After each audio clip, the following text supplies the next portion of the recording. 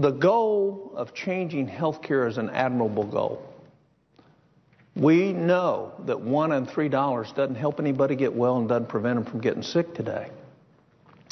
But what the American people need to understand is what is coming about is a group of 15 unelected bureaucrats who cannot be challenged in court, who cannot be challenged on the floor of the Senate or the House, mandating price reductions to control the cost of Medicare. What does that ultimately mean? They'll do their job. We won't be able to do anything about it.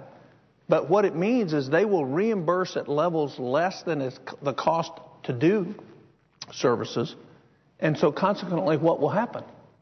The service won't be there. They also are going to do what is called comparative effectiveness research.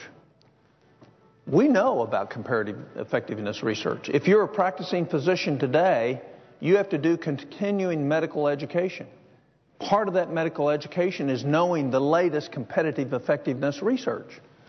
It's like they're reinventing something that already exists.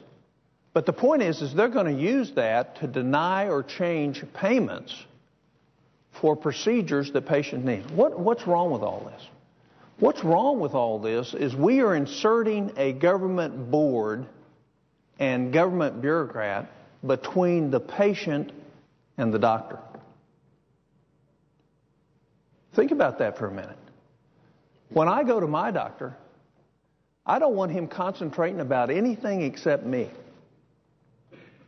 And if he's looking over his shoulder about whether or not he met the IPAB's comparative effectiveness study on what he's doing for me, when in fact the art of medicine as well as the science may say they're wrong, and he's going to do what the government says rather than what he thinks is best for me, what am I getting for that? Now, I'll be on Medicare next year, much to my regret, because my choices will now be limited in terms of who I can see. The greatest threat to the quality of care, it wasn't intended to be that way. It was intended to be helpful. I don't doubt the motives of anybody that had set this board up. The greatest threat to the quality of care for seniors in this country is the Independent Payment Advisory Board. And their non-caring position, because they're going to be looking at numbers and words, and they're never going to lay their hand on a patient. They're never going to impact a patient directly. They're never going to listen to a patient, but they're going to make the ultimate decisions based on what that patient's going to get. With that, I'd yield back to my colleague.